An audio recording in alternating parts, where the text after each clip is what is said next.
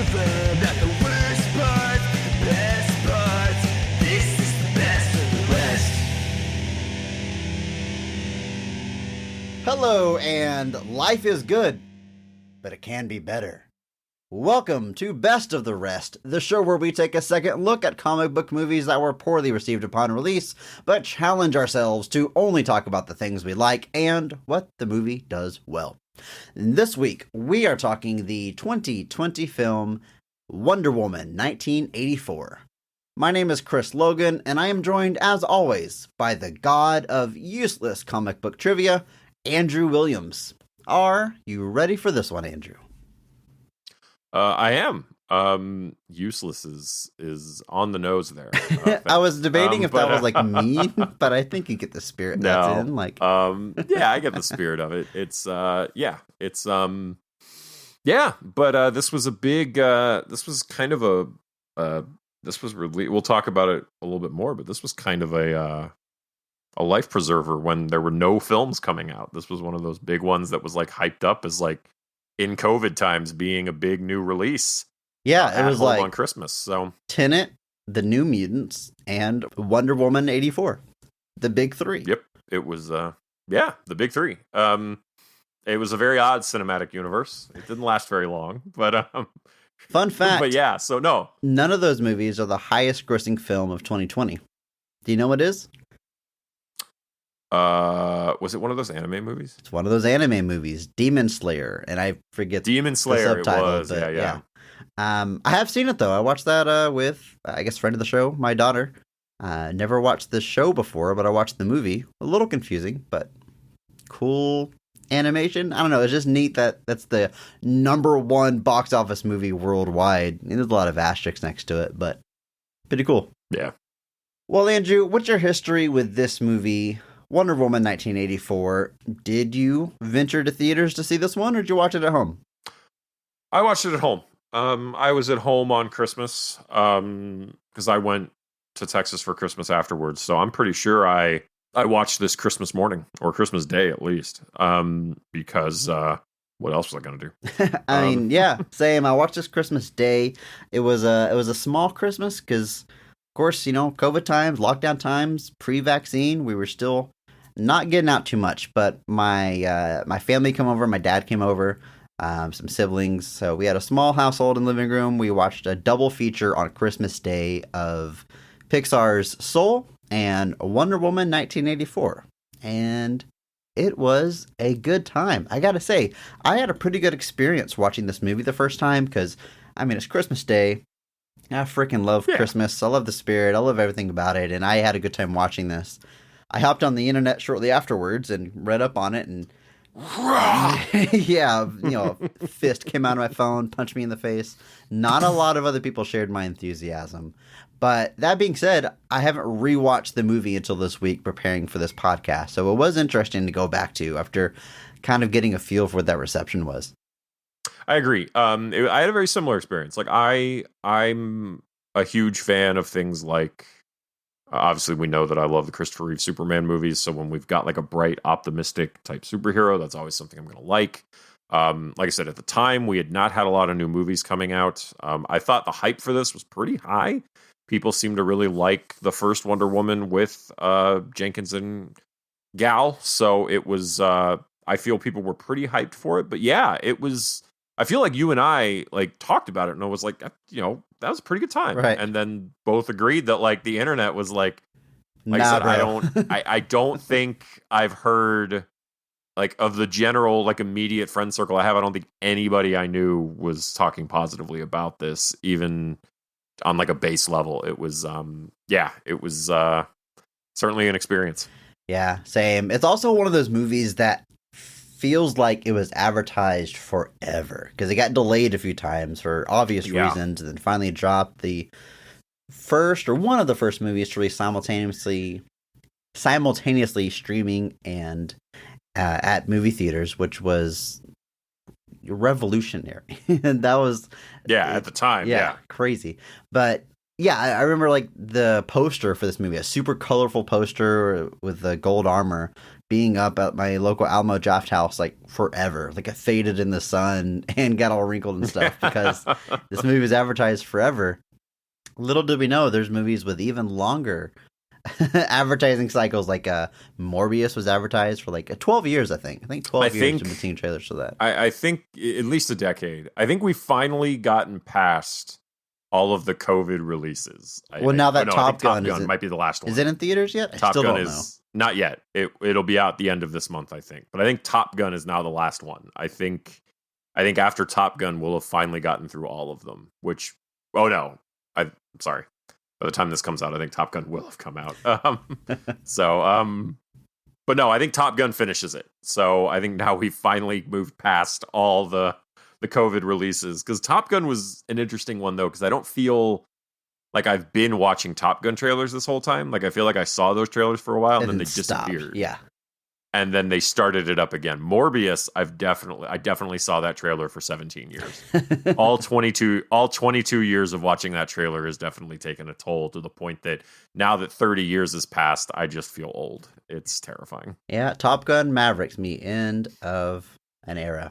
But hey, let's set the stage a little bit for the movie we're talking about today. Wonder Woman 1984, released confusingly in 2020. As we said, Christmas Day, December 25th. Made on a budget of $200 million. Quite an investment from the studio, even up from the original movie, which already had a pretty lofty budget of $150 million. At the box office, it brings in $167 million, but that doesn't mean much. This is at a time when many theaters were still closed, and as we already said, it released simultaneously on streaming, so you've got to factor in a lot of stuff, like how many people subscribe to HBO Max just to watch this, which seem to be pretty good numbers, but you can't exactly put a dollar amount on it. It's safe to say, though, the studio considers this a financial success, or a success overall, and whatever that means for a movie released in 2020. Now, critically, it is not so well received. You could say it's a mixed reception, mixed to low. Critic score is just a 58% on Rotten Tomatoes, definitely down from that first one. Now, the audience score on Rotten Tomatoes actually says 73%, which is a little surprised and happy to see. But as you mentioned, there's a lot of comments out there, whatever your social media platform of choice is, that aren't so kind about this movie. But we're going to talk about all the positives and everything that works. That's what we do on this hashtag Positivity Podcast. It is indeed. The movie has a few writers, primarily Patty Jenkins and Jeff Johns. But they also bring on Dave Callahan to help with the script as well. All three of these writers are new to this movie. None of them have writing credits for the original Wonder Woman. So let's break it down a little bit. We got Patty Jenkins, our director, and this is her first writing credit since she broke big by writing and directing the movie Monster. As I said, she didn't write on Wonder Woman, but she breaks out the pen for 84. You think people will write movies in pen and paper? How do you write a movie, Andrew? In a journal, right? I can't. Yeah, I have pages upon pages of. No, yeah, I have no idea. I would feel like I wouldn't be shocked if people like write notes down, but I would be kind of shocked if people write full scripts on paper. Yeah, probably.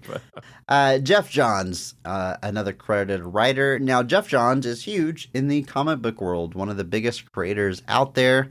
Certainly has his hands on a lot of things DC. Really, I guess, best known in comics. Andrew, you can correct me if I'm wrong here, but for sort of reintroducing classic versions of big DC heroes, namely Green Lantern and The Flash, kind of responsible for bringing both of those back to the status quo and maybe introducing them to a new generation. Yeah, I would say if there's a thing, quote unquote, that's his legacy more than anything, it's probably Green Lantern just in general. I actually remember, he was one of the first comic creators I remember kind of following, because one of the first comics I ever read was a comic called JSA, which is called Justice Society of America, and that was the JLA of the Golden Age.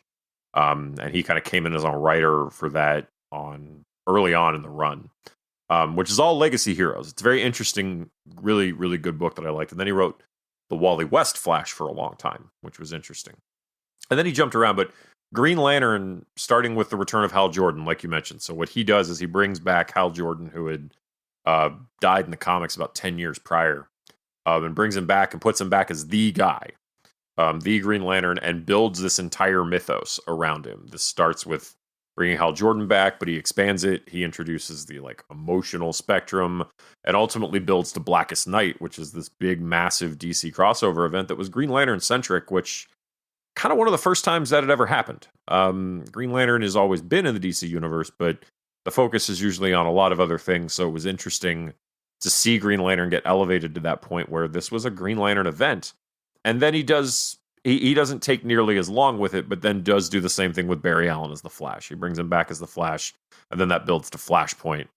But yeah, a lot of big, iconic runs on characters. He's pretty much done something with everyone, and arguably one of DC's biggest creators just in general. I mean, Jeff Johns' name on stuff is usually almost an instant top seller. He's been involved with, like I said, I can think of very few major properties in DC that he hasn't done something. This guy tried to make Vibe a thing, and nobody likes Vibe. But yeah, he's definitely DC's go-to guy when it comes to adaptations as well, whether it be film or television. So he's got producer credits just on movies alone. We're looking at producer credits on Green Lantern, Batman vs. Superman, Suicide Squad, the original Wonder Woman. But this is the first movie. This is the first live-action movie he actually has a writing credit on. And like I said, plenty of stuff in the DC television space and animated movies. He is. Some people have said he's kind of like a Kevin Feige for DC, but that's not really very accurate because he's a writer here. Kevin Feige's never jumped in and helped write a movie. So, how much DC presents him as their go-to guy kind of, I feel like, ebbs and flows with the reception of the movies. They're like, yeah, Jeff Johns is in charge, and then if it gets a bad reception, like, well, we consulted with him. We're looking at other options too, but he's always got his fingers in there. It's definitely, it's definitely something that feels like has definitely waned in recent years as the DC film universe has kind of been trying to find its voice. I think Johns was supposed to be a big part of the post Zack Snyder front of the DCEU.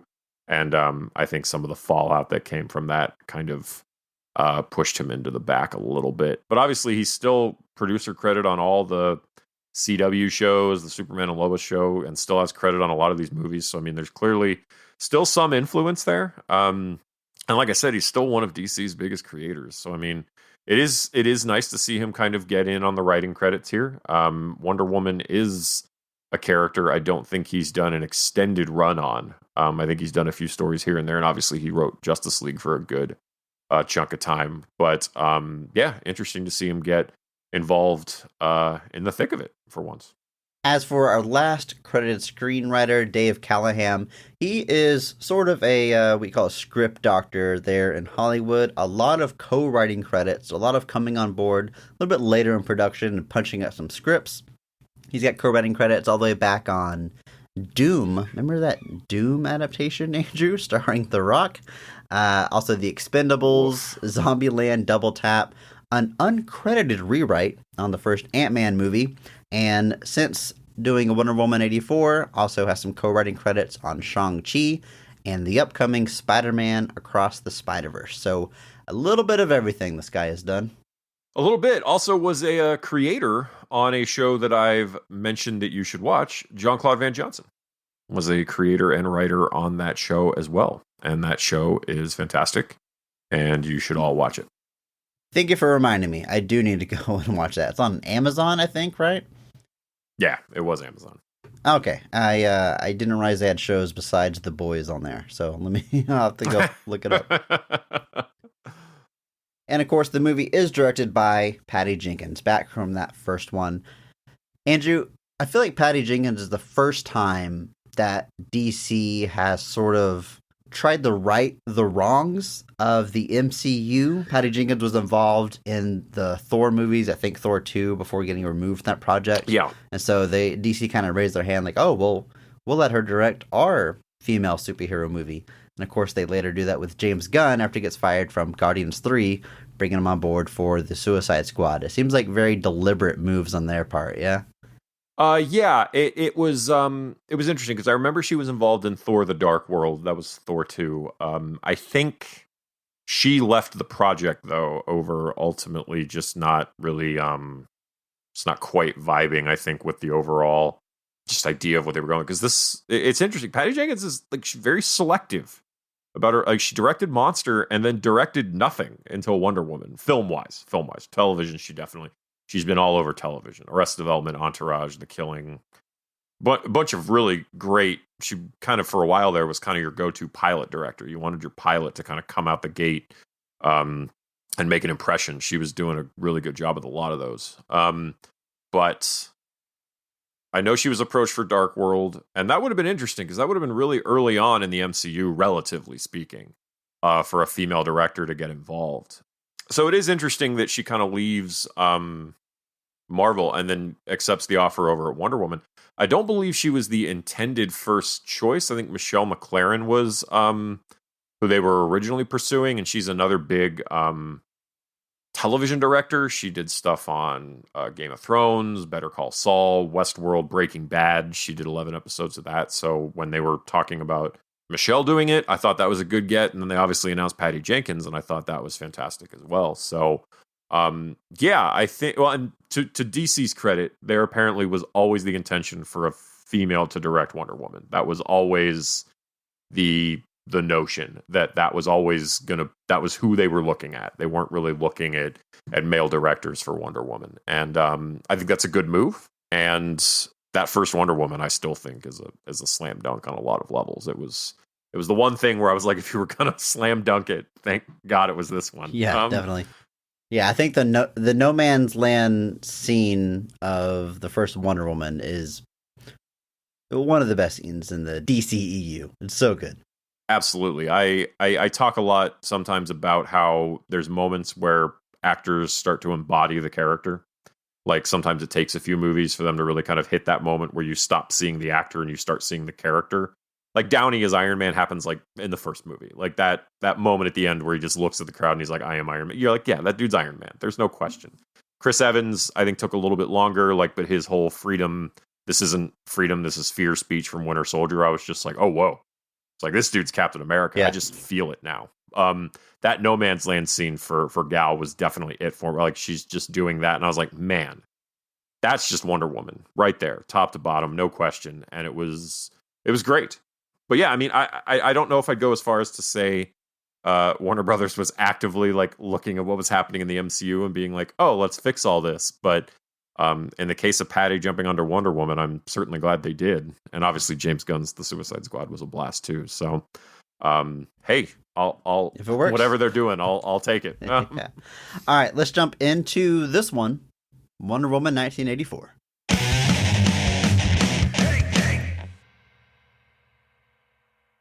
Diana Prince has been living amongst mortals since the First World War, keeping her true identity as Wonder Woman a secret. Now, in the year 1984, she is given a chance to be reunited with her long-lost love, Steve Trevor, when a mysterious wishing stone brings him back from the dead. But when that same stone falls into the hands of Max Lord, he abuses its powers and causes worldwide mayhem by granting thousands of people's wishes. Wonder Woman decides the stone must be destroyed, even though it means losing Steve all over again.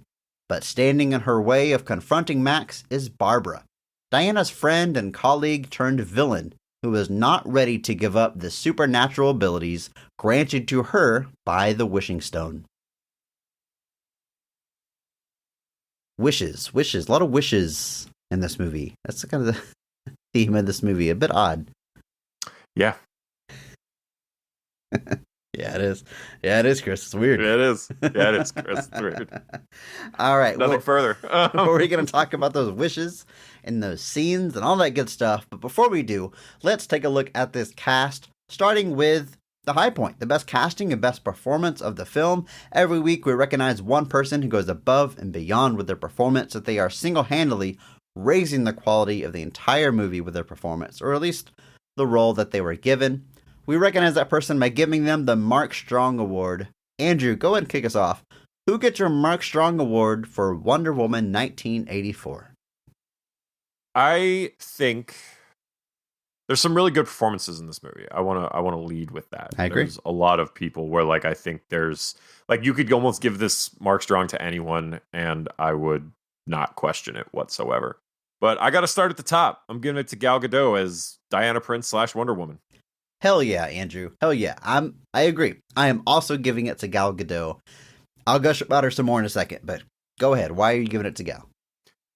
It kind of ties into what I just said about the first one, where there's that moment that she becomes Wonder Woman, and the rest of the movie is just that. And I feel like this movie just picks up on that. I think you get like a fully formed Wonder Woman. You do get some moral quandaries where she kind of realizes the thing causing all the issues is the one thing that's given her back Steve Trevor, and she has to kind of reconcile that. So she has to make some tough choices and has to make some sacrifices again. But there's just these great moments. We'll talk about the scenes. I don't want to get too heavy into those, where you just see her as Wonder Woman and she just exudes that presence. She's just Wonder Woman. And it's really, really satisfying to see. It's really good to see. I like watching it. The scenes where she's just being Wonder Woman and saving people, I was like, man, awesome. This is just fantastic. And it's just a great performance. I think this was a casting when I first heard it. I was kind of like, oh, all right. But now I'm at a point where I'm like, whoever's the next Wonder Woman is going to have an uphill battle to climb, or an uphill battle to go through to kind of really kind of cement themselves like Gal has as the character. And this movie, like I said, I know it's got its faults, but I think she shines in spite of all of them and makes the movie imminently more watchable. Yeah, I agree. 100%. Everything you said. I have said multiple times on this show that Gal Gadot as Wonder Woman is my favorite superhero casting in the DCEU. Not a slight at any of the others, but she just is. She is Wonder Woman to me. As you said, she just really embodies that character. I love it so much. And even though we've talked about Justice League and some other DCEU movies, I don't think she has received a Mark Strong Award from us for her role as Wonder Woman. So I'm so happy to give it to her here. It's really deserved. She builds on the momentum from that first one. The scene that really seals it for me, because like you're saying, we could give it to a lot of the performances here. They're almost all really, really good, and we're going to talk about them. But the scene that makes me say, yeah, I've got to give it to her for this movie is whenever she lets go of Steve Trevor, whenever she 100% sends him back. She is so good in that scene, and we'll get into the details of it a little bit later when we talk about it. But that sold me. I watched that scene and I was like, yep, I'm going with her. Yep. It is. I agree. That was definitely a moment where I was like, man, and it's you feel the pain, you see it in the performance, and it just comes off so well. And yeah, I 100% agreed. I could talk about this forever, but we won't. Speaking of Steve Trevor, he is played once again by Chris Pine. And I remember seeing he was cast in the movie and even seeing him in some trailers. And I don't think they ever told you like how this is happening. We knew the movie took place in 1984. Right. We knew he died back in World War I. Here he is. Is it like a grandkid that happens to look just like him? We don't really know until we saw the movie. And of course, all the somewhat convoluted wishing stuff. But I'm happy to see Chris Pine again because I really like the guy. And I really like him in this movie a bit more. I mean, he was a bit of comic relief in that first one. They turn it up here a little bit. I love the role reversal because in the first movie, when Diana comes to the mortal world, if you will, she is a fish out of water and learning all of our customs and everything. And now Steve gets to play the fish out of water, being in 1984 and all the advancements in technology and fashion. And they really get all they can out of that that setup there, and I really enjoy it. No, I agree. I think Chris Pine plays that all perfectly, just from the fashion stuff, his incredulous nature at some of the things that are common. She's talking all about the architecture, and he thinks the trash can is some piece of art for a second. Just like you said, they wring a lot out of it, but it never like overstays its welcome for me, just partly because of how well Chris Pine is playing it. But yeah, like you said, it's a really good take on that role reversal where, like I said, now he's the fish out of water in this strange land of the 1980s. And yeah, I just dig it. But also, I think him and Gal they're really good as these characters together. I think they function very well from a chemistry perspective. I think they come off well. Like, you sense that these are two characters that like deeply care about each other. And it makes, like you said, that scene later all the more heartbreaking because you know how it comes through in both of these performances. But yeah, it's a really, like I said, I hesitate to say fun performance. This movie has Parts of some it dire are. consequences going Yeah. on, but he's clearly having a blast with it. Like I said, a little convoluted way to get him there. I don't think it quite needed to go that far, but they're having a good time with it. Andrew, let me ask you this. Did you have the same question as me watching this? Did you look at Chris Pine in any of these scenes and ask yourself, how old is this guy? You could tell me I he can't was. say I thought that. You could tell me he was but, 35 or 50, and I'd believe you. Like we know him from Star Trek and these action movies, and I'm looking at him here, and he's got like the gray on the side of his head, almost like a Reed Richards thing going on. Mm-hmm. And I googled it. I looked it up. I actually looked up all of the Chris's. And you know what I mean by the Chris's, Andrew, this group of actors all named Chris that are all after similar roles and they all play superheroes. So we got Chris Evans, Chris Hemsworth, Chris Pratt, and of course Chris Pine here. Andrew, can you name the Chris's in order from youngest to oldest? From youngest to oldest. I'm gonna say the youngest is Chris Hemsworth. I'm going to say the next youngest is Chris Pratt. Then I'm going to say it's Chris Evans. And then I'm going Chris Pine as the oldest. All right. Hemsworth, Pratt, Evans, Pine. That's your final answer? Yeah, that's my final. I'm locked it in, Regis. Okay. You're right about Chris Hemsworth. He is a spry 38 years old. And they're all about 1 year apart. So Chris Hemsworth, 38. The next one is Chris Evans, who is 40 years old. And then our boy Chris Pine here at 41. And Chris Pratt is the oldest Chris at 42. Good Lord. Which I was very surprised by. I guess he's got that goofball youth energy that I think he's younger. But you think about it, I guess he has been around a minute. Think back to like Moneyball and some of his early roles that he's been at it a while. Yeah, he has. So, yeah, he doesn't look it. I'll give him that. Pine looks, yeah, like you said, it's a very odd like range, but like it's not even like Stone Cold Steve Austin where he's looked like 42 since he was 25. Like Right. It's not.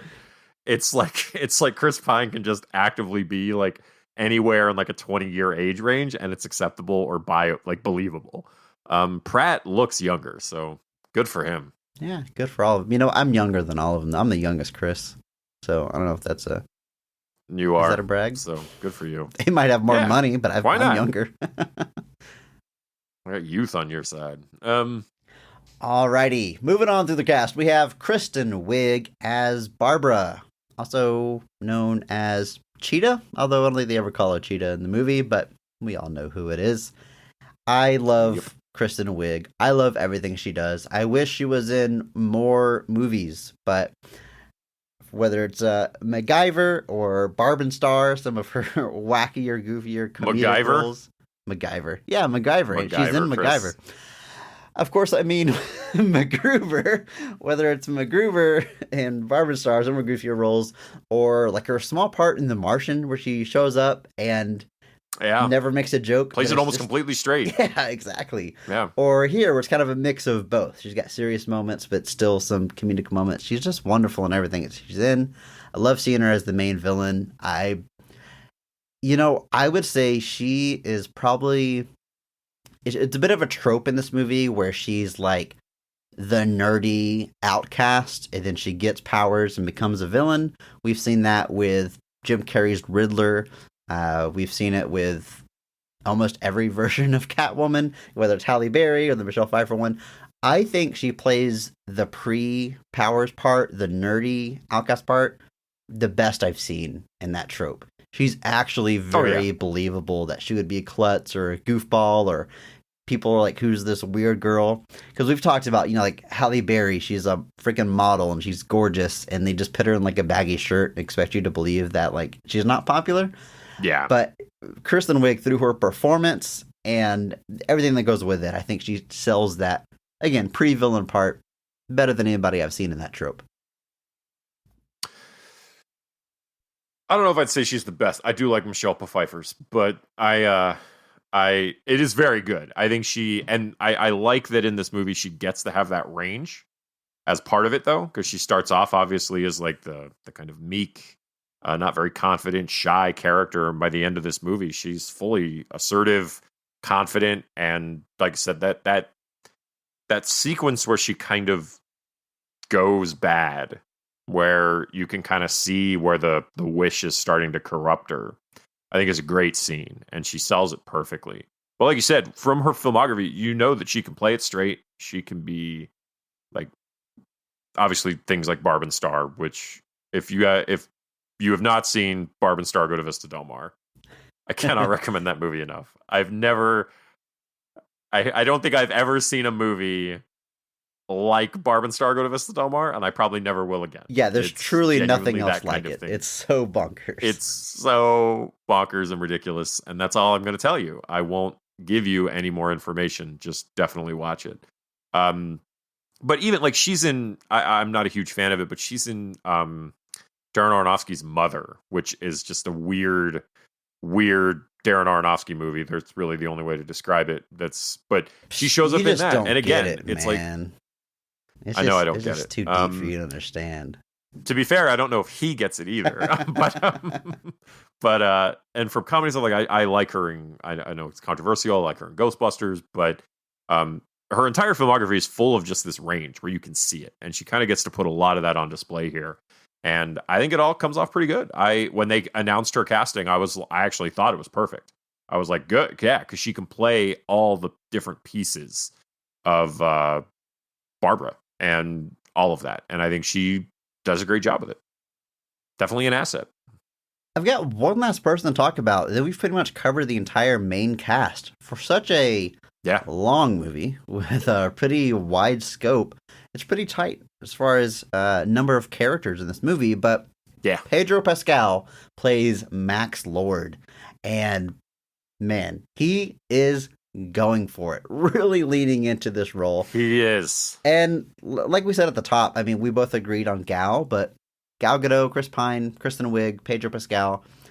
If anybody tells me that any one of them is a Mark Strong Award winner, I'm not going to think they're crazy. Arguments can be made for all of them, including Pedro, who just it leans into it so hard. Yeah, 100%. I think, I don't even, is it goofy? Is it campy? Like, I don't know. I just know he's dialed up to 11 the entire time and always entertaining me while I'm watching it. And as bonkers as some of this stuff is, I mean, he plays like this Ponzi scheming grifter con man so well. But also there's emotional moments, especially with him and his son, that work and that hit me. And the fact that he can land both of those on the spectrum is pretty incredible. Oh yeah, absolutely. I mean, they announced a lot of kind of influences for the character, like Bernie Madoff for Donald Trump in the 80s. I mean, he was everywhere in the 80s. He continued to be everywhere, but he also was everywhere in the 80s.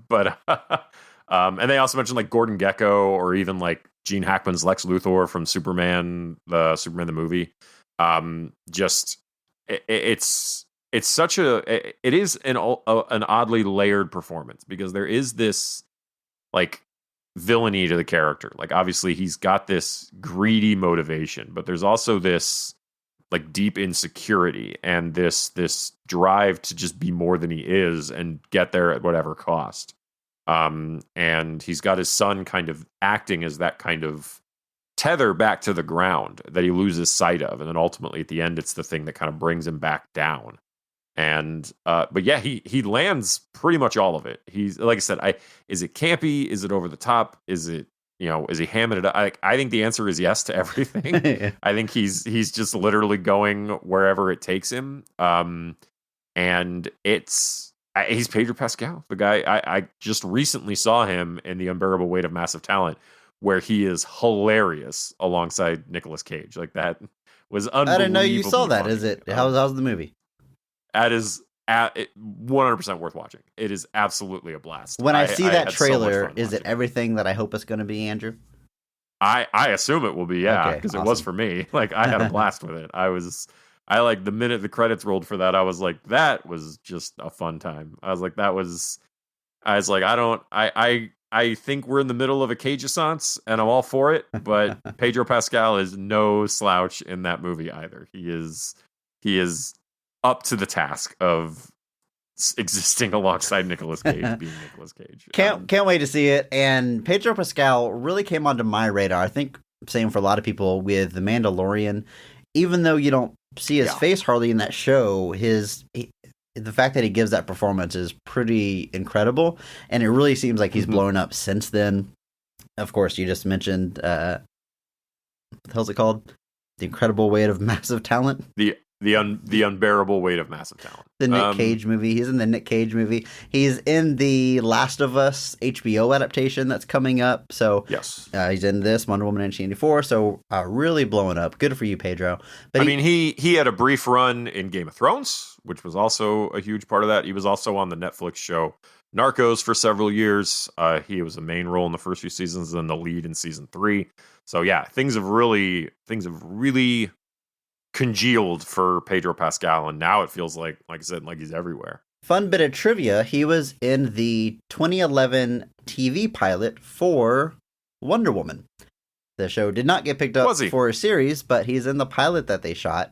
The Wonder Woman show was supposed to star Adrienne Palicki of Friday Night Lights fame as the titular character. I know her from The Orville, which is coming back for season 3 very soon. Can't wait. Highly recommend The Orville. Unironically, one of the best Star Trek shows ever made.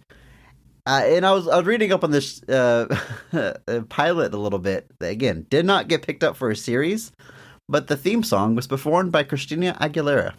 So they really put a lot of stuff into this pilot, but unfortunately just didn't come to fruition. But yeah, he had a part in that pilot, so fun come full circle. Yeah, it is. That pilot was by David E. Kelly, who's no slouch. He did L.A. Law and Chicago Hope and Ally McBeal and Boston Legal. Like, it was. I remember when he got announced for that, people were like, "Whoa, this is a big deal," and then it never went anywhere. What I find a bit funny is around this time in the DC Comics, a lot of their main superheroes got redesigns. Famously, the men don't wear underwear on the outside anymore, and Wonder Woman was given pants around this time instead of her usual skirt, and the TV show has the pants design. You can see a picture of her from that pilot where she's wearing pants. Of course, by the time we get to the movie, we're back in the traditional skirt. Both look good. I'm not going to raise a fuss over that, but I just find it interesting they went back to the classic for this one. Yeah, I think so. I think by the time this movie was kind of congealing, they'd kind of moved back to a more classic look in the comics because, the only constant in comics is nothing. But yeah, they went, and although in this one she does get a chance to wear something that has pants, and sleeves. She wears a lot of pants. But as Diana, she wears a lot of pants too. She is, well, of course, quite no kidding, Chris. Good Lord. But like pantsuits, Andrew, like very 1984 pants stuff. Diana is very fashionable. It's one of those things where I watch and I'm just like, that is an attractive person. Now, like I mentioned, that does cover our main cast, but there's a couple more I do want to shout out really quick because we see them in the Themyscira opening scene of this movie. Robin Wright reprising her role as Antiope. I haven't heard this said out loud in the movie, Andrew. Is that how you say her name? Antiope? I think it's Antippe. Antippe? I don't know. Hold on. I'm hoping it's Antiope because she's Diana's aunt. And I think it'd be really funny and on the nose if they chose to name her Antiope. But I'm probably butchering it. You're right. But Robin Wright... I feel like somebody says it. I don't know. But yeah. Robin Wright looks so awesome as an Amazon warrior. Yes. All the Amazons look amazing. I think we gushed about them back on our Justice League episode. But yeah. Love seeing the Amazons, and I love seeing Robin Wright in that role. Probably still best known as Princess Buttercup from The Princess Bride, but she's got a million credits to her name, been around forever. I love seeing her as that, again, Amazon warrior. I think she's just instantly believable in that armor. I agree. I was glad they were able to find a way to kind of involve them and kind of factor them into the kind of a general theme they use for this this story, the kind of lesson that Diana learns at the beginning kind of recurs throughout. But yeah, Robin Wright is fantastic. I mean, I'll always have no issue people finding excuses for her to be in movies, and she's everywhere. I mean, she was in Blade Runner 2049, Justice League. She has some really fun lines in that Andre the Giant documentary they made a couple years ago. She has some really emotional good parts of that. So yeah, I'm never going to be upset to see Robin Wright on my screen.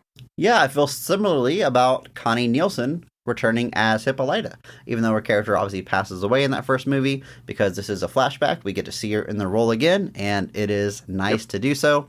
I was looking through Connie Nielsen's filmography, just kind of see what else I might have known her in. She's in the 2000 movie Mission to Mars. Andrew, do you remember that movie? Did you see that one? Is that the one with Val Kilmer? I almost said Greg Kinnear. I meant Gary Sinise. A classic mix-up. Okay. Gary Sinise. Yeah. Well, no, because Val Kilmer is in one called, I think, Red Planet. And there was two movies about going to Mars that came out around the same time. Back then, yeah. It was Mission to Mars, and then I think the other one was just called Red Planet. Let's not forget Ghost of Mars, Andrew. Which is, if you want a Doom movie, you can watch Ghost of Mars. But Mission to Mars has I do remember that movie. Bizarre. I don't know if you call it a twist ending, but the ending is just so bonkers. I hadn't thought that movie in years, but I saw that in filmography, and I was like, wow, I should go rewatch that movie because it is absurd. But yeah, Connie Nielsen, glad to have her back. Is that the end of the movie where we terraform Mars? No. Maybe I'll put this post credits and spoiler warning for Mission to Mars. Just stop listening for if you don't want to hear it. 22-year-old movie.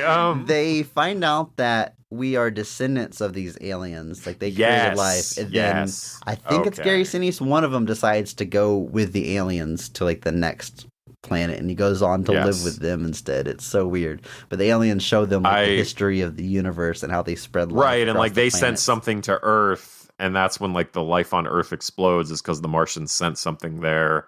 And now I remember. And the face on Mars that you can see through telescopes, kind of like the man in the moon, turns out to be an actual face on Mars. Their shape, I think their ship is in the shape of a face, and that's why we see a face on Mars. It's so weird.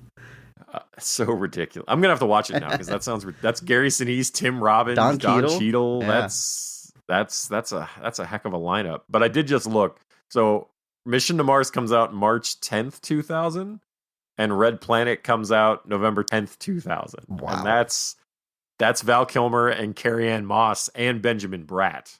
So apparently 2000 was the year they put attractive casts in Mars movies. Yes. So.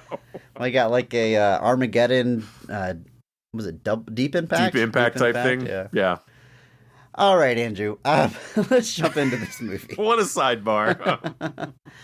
There is one other cast member I do want to call out, just because Oliver Cotton shows up as Simon Stagg, who is another kind of recurring, evil businessman that recurs throughout the comics, and he's shown up in other places. I think he was played by William Sadler, Death himself from Bill and Ted 2. In the Flash television show, but he literally only has a brief appearance here as one of kind of Max's swindled investors who Max kind of wishes into a criminal investigation. Yeah. I'm not sure exactly what happens there, but it was just fun to see again, just kind of littering the universe with the characters, kind of establishing all that stuff. So it was cool.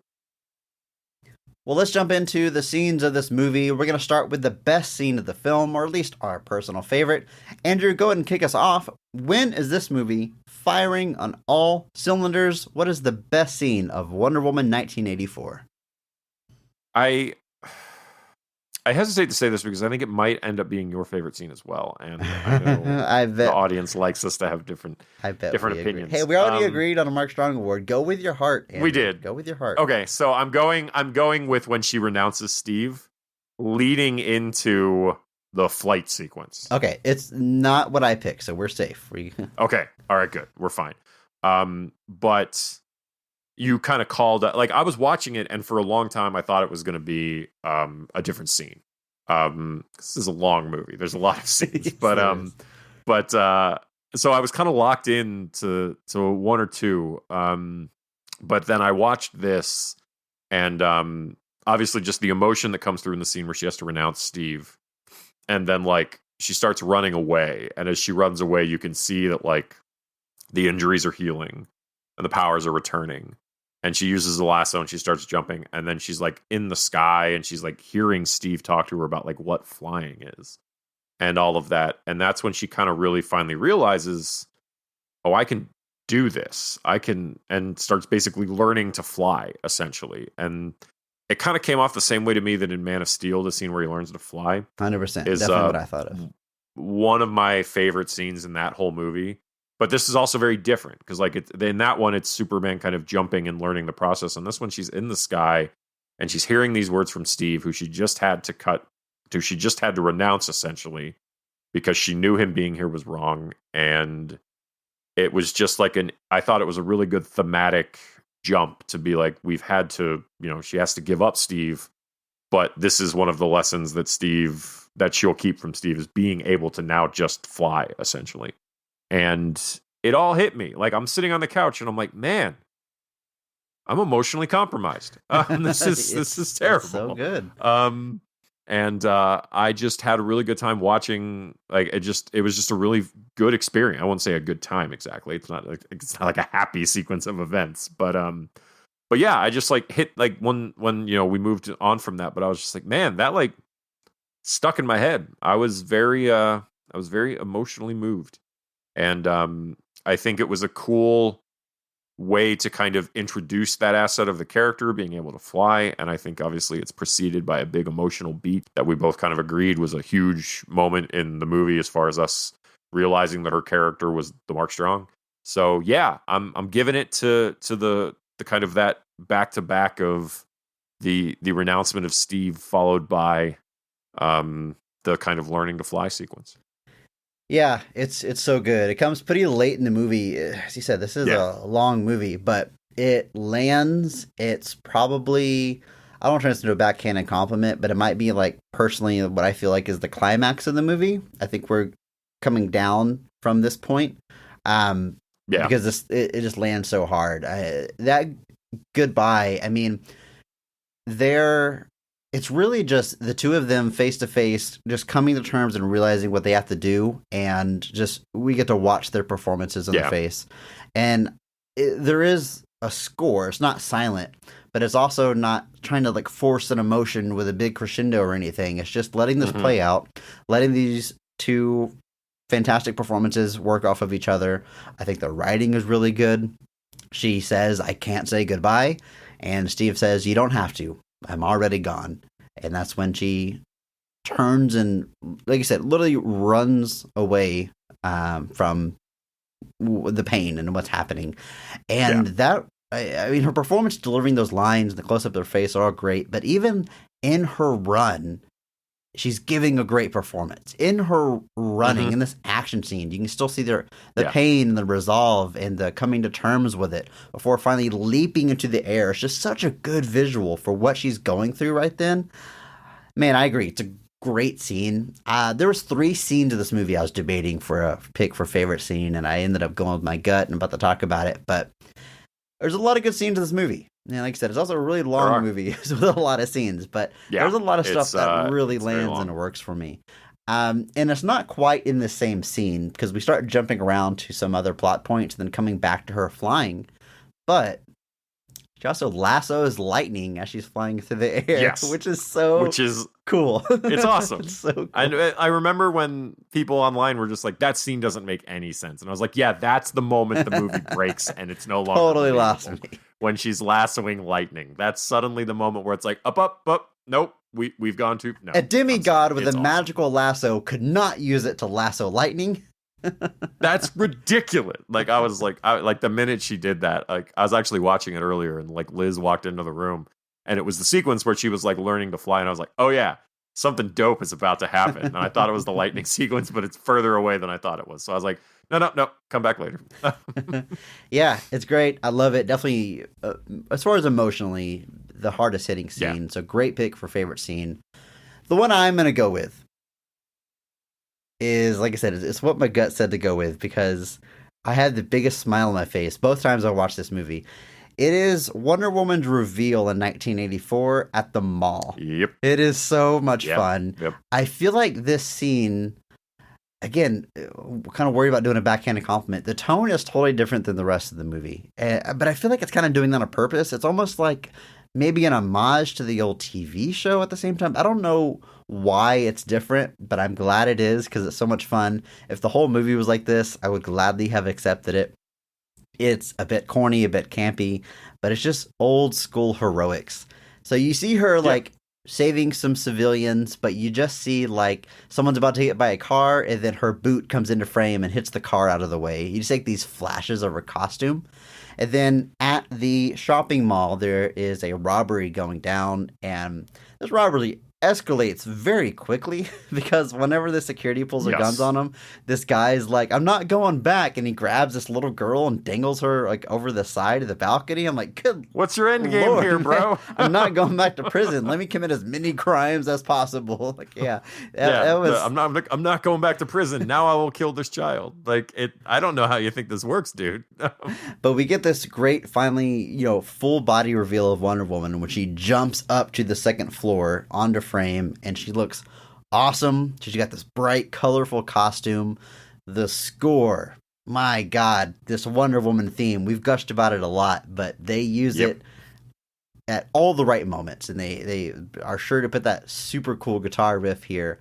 And I love it. It's a bit hokey. She's using her lasso a lot. She saves this little kid. They look at each other and they wink. Like, I love the goofy nature and tone of this scene.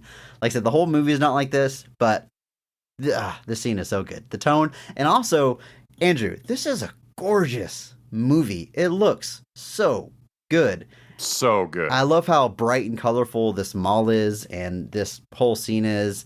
It's awesome. It makes me smile from like beginning to end. And just these classic old school heroics. I love it. Yeah. My favorite scene in the movie. This was one of the other ones that I was kind of gonna cheat and just do the whole like first 20 minutes of this movie from the Amazon sequences to this, but no, this was the one I thought it was gonna be the whole time. Like when I was watching, like even up to that scene, I was like, nope, that's still the high point for me. Now, again, it sounds a little backhanded. The second scene is the best one in the whole movie, but it's such a great scene, and like I know this was like in vogue kind of because of Stranger Things and stuff like that to just set stuff in the 80s and just and now it's in the 80s for no reason. And I'm not going to say this movie goes to any great lengths to like quantify why it's set in the 80s, but I don't care. Really. Like I honestly, it's not something that like I was ever like, oh, well, this is set in the 80s. And I mean, it's not, there's nothing about this that requires it to be in the 80s. They just wanted to do the fun 80s stuff. And I was like, you say that like it's a problem. Like you say that like that's not a good enough reason to do it. Like, but they get them all right. The aesthetics, the I say this nicely, the ugly like yellow color schemes on the walls of the mall where it's like yellow, orange, and like a dark brown gold thing. I was like, yep, this is all accurate. I remember all the vestiges of this still left in the early 90s when my memory forms. And isn't it weird that you really don't remember the first 5 years of your life, Chris? Andrew, it's very weird. Just me. I've got sporadic memories from probably 3 or 4. I'm glad you brought this up, Andrew, because I've been thinking about this a lot. I saw this post, I think it was on Reddit or something. It was like a meme, and it was like me at my 4th birthday party when I became self-aware. And I think it's the scene of Chris Pratt actually from Guardians 2, and like it's doing like the vertigo zoom on his face as he realizes what his dad's plan is doing in that movie. Yeah. But what? a lot of the comments were like, "Oh my God, it was my 4th grade party for me too." And all these people were like, that's when they became aware that they were autonomous human. And I don't have that specific of a memory of like the moment I became a person or was aware of it. But I feel like I'm glad you don't either, because I felt really left out. But I don't feel that way at all. Yeah, I have the sporadic memories. Yeah, I definitely have that. Like I definitely have like, I remember this fragment from like kindergarten or this fragment from 1st grade or something. But like, there's not like a moment where suddenly I remember my entire life. Like suddenly, like it's like, oh yeah, it was my 4th grade. It was my 10th birthday. From that moment on, I have remembered everything that's ever happened to me, bro. I barely remember last week at this point.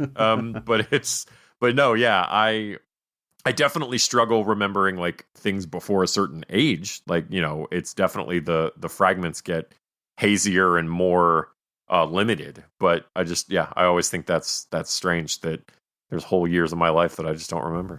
It's convenient as a parent though, because like you do something, you mess up when the kid's like 3, you're like, well, they won't remember this. They won't remember this. You get a few like trial years before they start remembering stuff, and you got to be on your best behavior.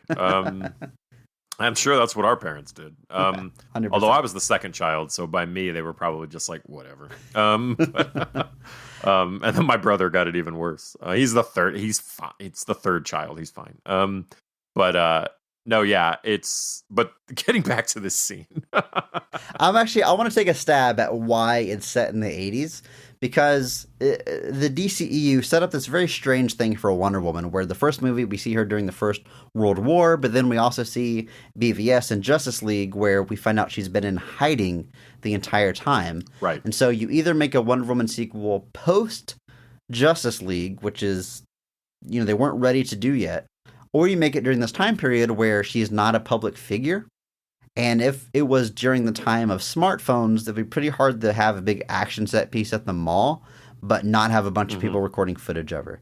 And they're still kind of pushing that a little bit. This is a pretty extravagant action scene. You would think someone would know a thing or two about her, but it's believable enough that she could hop in, do some heroics, and there's not recorded footage of her, or not, it's all blurry footage, whatever, and she's still not like a known entity. So I think she uses her thing and breaks all the cameras and stuff like that. And, they do some little things, but yeah, I mean, that makes sense, but you could have still put it, you could put it in the 70s at that point, would have been the same thing, but they chose the 80s, you get a very unique style with the 80s. And I think that's definitely what they were going with. This movie definitely reminds you how attractive everyone in it is. So they've used the fashion to their advantage. So yeah, and like I said, it's more of a rebuke of just like, you have to justify the time period your movie's set in. It's like, dude, this isn't a biopic. This is not a movie about somebody from the 70s and they just moved it to the 80s for no reason. This is just Wonder Woman. But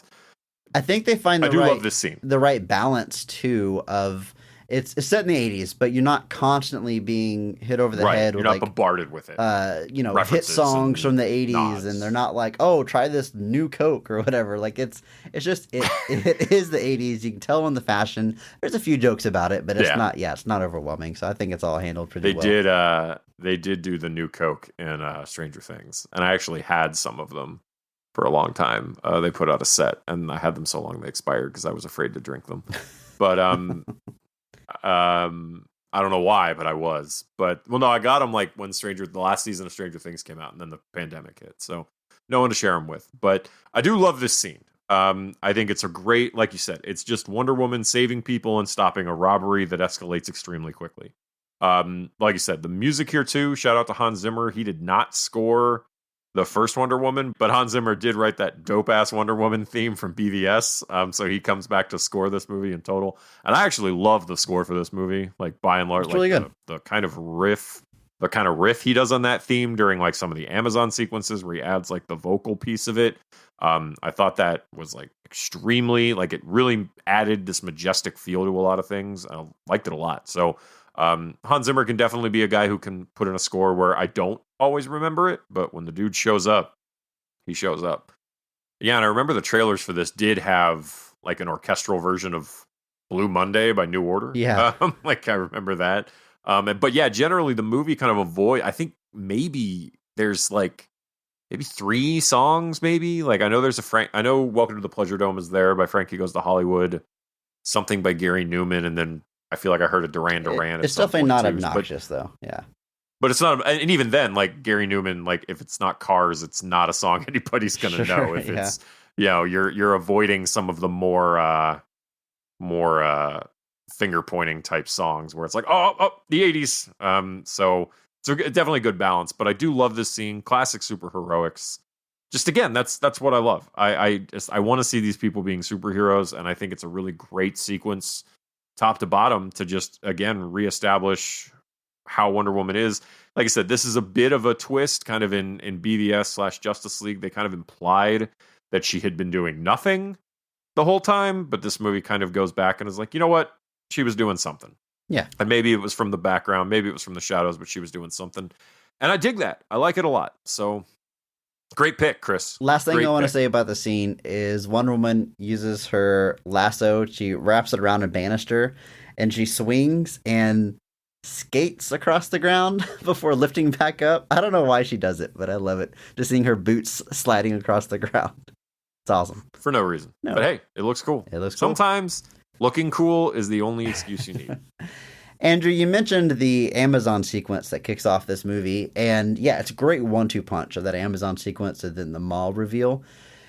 But man, that Amazon sequence is so cool. It's one of the scenes that is It shot. looks so beautiful. Like that was what you mentioned, like the shot, the way the movie's shot. Yeah, That whole sequence is just, it's bright, it's colorful. The greens are just jumping off my screen. It looks so good. And I was just like in awe, honestly, just watching it. this And is one of the IMAX sequences in the movie, so you'll see the taller aspect ratio during the Amazon scene because they shot it with IMAX cameras. And the color, yeah, it's a lot of Colors pops. colored smoke signals, and it's like, man, this is what 4K HDR was made for, right? This vibrant exactly. color, it's so cool.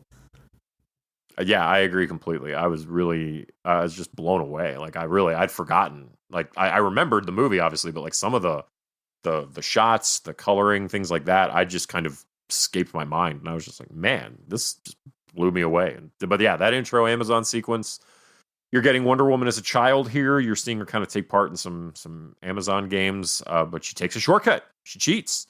So Antipy, Robin Wright, whatever her character's name is, however you pronounce it, she kind of stops her from going full bore and winning the contest by being like, you cheated, it's not fair. And Diana is kind of like, what do you mean? I would have won if you hadn't stopped me. And she's like, but you cheated, and that's not the truth. And the truth is the truth. And it sets up kind of a recurring motif and kind of explains that if you're going to do something worthwhile, you need to do it honestly.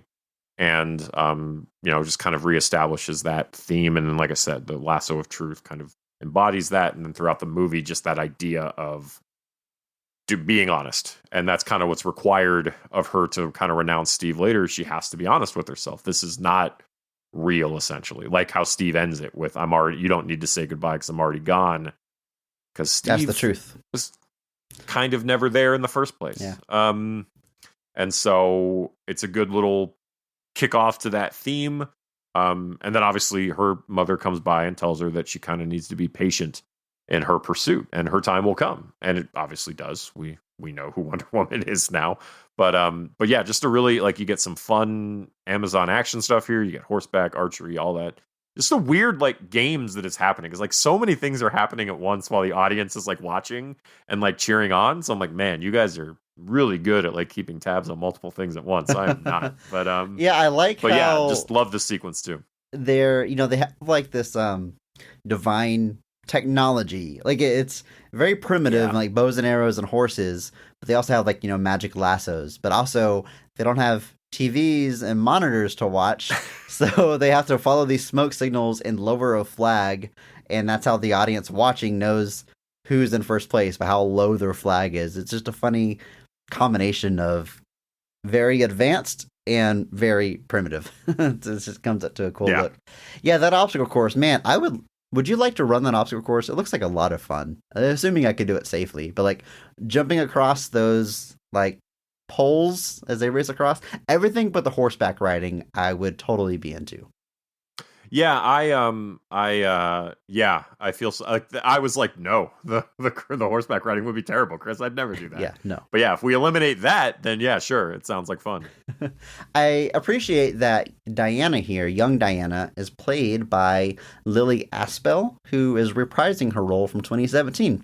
So they brought the same young actress back to play Diana, which I think is very cool to have that consistency. That's definitely a type of role you see recast a lot because, people won't notice or won't care, but I like the consistency of that using the same actress. I agree. We are now on our third Cassie Lang. Oh yeah. So we're on our, but yeah, I do like that though. I think it's a fun little nod to just because, kid's just a little bit older. So age up the scene to whenever the kid's older. And I think it's a nice way to do it. But yeah, this whole sequence, just again, you're getting, like I said, it's not it's a great way to open the film, I think. You obviously get to start it with this kind of sweeping Amazon sequence. You get to see these characters again. They get to have their role in kind of the arc of the film. And yeah, like I said, this followed by the mall sequence is just like a really, like, honestly, from the first 20 minutes, I was like, man, I'm in. This is firing on all cylinders. So good stuff. I really like that they lay out the moral of the story in this opening scene, right? I mean, you can't take shortcuts because that's not the truth. Your cheaters never win, basically. I mean, they're really laying it out, and that ends up being the theme of the movie. Because, like, the theme of your movie doesn't always have to be, like, a big mystery to unscramble. I like when it's, like, laid out very clearly like this. And I think it says a lot about the character because Diana learns this lesson as a young child, right? She learns this lesson, this moral, but she is so tempted to be with her love again that she is overlooking it. So, like, we know she's doing the wrong thing. She knows she's doing the wrong thing, and it makes it that much more emotional and, dare I say, relatable, because that's, similar, a very human flaw to do. You know you're doing the wrong thing, but you're doing it for selfish purposes, and you have to come to terms with that. I think it's fantastic. It's good. I like when a movie does that. And I think Pine gets a lot of credit there too, because he knows before she does. Yes, yeah. There's 100%. moments leading up to that final scene where they finally break, where he's trying to tell her, like, this how this ends, basically. Like, because Pine kind of gathers from their whole kind of Middle Eastern excursion or their Egypt kind of trip that this is not right. He knows that whatever brought him back is wrong, and he tries to talk to her about it multiple times, and she's not having it. She's like, I do so much for everyone else. Why can't I have something for me? And it's a completely, like you said, relatable line of thinking, to a certain degree, of just being like, why can't I have this? Why does it have to be part of this? And ultimately she realizes that she can't do it, and she has to renounce the wish, give back Steve, essentially, and move on.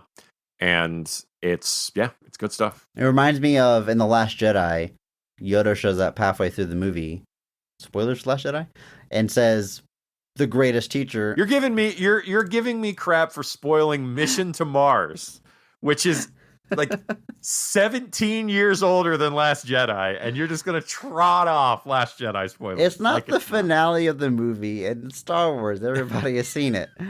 I like that Yoda shows up and gives us the moral of the story. The greatest teacher of failure is. That is the lesson we are learning. It is spelled out for you, and then you get to see it in action. That is some good writing, if you ask me. I love that scene, especially, one, because it's a really good scene, but two, I like that Yoda is a puppet, which keeps in line because the last time Yoda was alive, he was a puppet. That's right. So it means that, he was CG in the prequels, but those take place first. So I like that they kept him as a puppet for that sequence. When that species is very young, they are CG, and as they get older, they turn to puppets. Yeah. I was saying earlier when we were talking about Kristen Wiig that I think she plays the pre-villain part very well, the nerdy part. I love her introduction. Mm-hmm. She's at work and she drops all of her papers and she's picking them up, and people are just walking by her. And she's trying to, like, laugh it off. She's like, hi, I don't walk much. She does that really well. People aren't even listening. They're just continuing. She's like, oh, okay, yeah, nobody notices me until, Diana eventually notices her. But it's so good. I love this. Again, I know it's a trope, but I think she just does it so well. And then we get the flip of that, where once she uses the wishing stone to be more like Diana, which she thinks is just going to mean confident, cool, and attractive, which she doesn't know Diana has these powers. She ends up getting all of Diana's powers as well. Once she makes that flip and gains this confidence and this ability, she is like the star. There's a scene where she's like sitting on a desk talking about the nerdiest anthropology stuff, and all the nerds around her are just totally everyone's enthralled. Like so into it. Yeah, I love all the the good role reversal of what we normally see in movies, where she is like a strong, sexy woman, and the men are like falling over themselves and being all awkward around her, because we see the reverse of that so much in movies, so it's fun to see Right. that, the other way as well. And it all works to me. I really like pre-Cheetah Kristen Wiig in this movie. Yeah, I just like Kristen Wiig in this movie. I think she genuinely, honestly was a great pick for this part. Obviously, I don't know if there's a space for her to return in the future. We don't know when Wonder Woman 3 will be set, but I would certainly like them to try to find a way, just because I think this casting is really good. Sure, yeah. But yeah, she can nail all the pieces of it. The before, yeah, she does that. I've seen her do that almost exact gag in other movies where she's like, something awkward has happened and she's trying to play it off and everybody else either doesn't care. Well, like that same kind of thing happens in Ghostbusters. Like she gets fired, so she's like walking down the hall of like Columbia with like a box of her stuff, and she's like, yeah, just moving offices. Yeah, they had to clean out the old one, and like nobody's paying attention, nobody cares, but she's still like feeling the need to try and quantify this so it's less awkward, and just makes it more awkward in the process. And she's very good at that. But then, like you said, when that switch gets turned and now she's confident, I think she does that just as well. I mentioned that sequence, so I'll talk about it a little bit more, but she's like, she kind of walks out at night and this guy's kind of taunting her.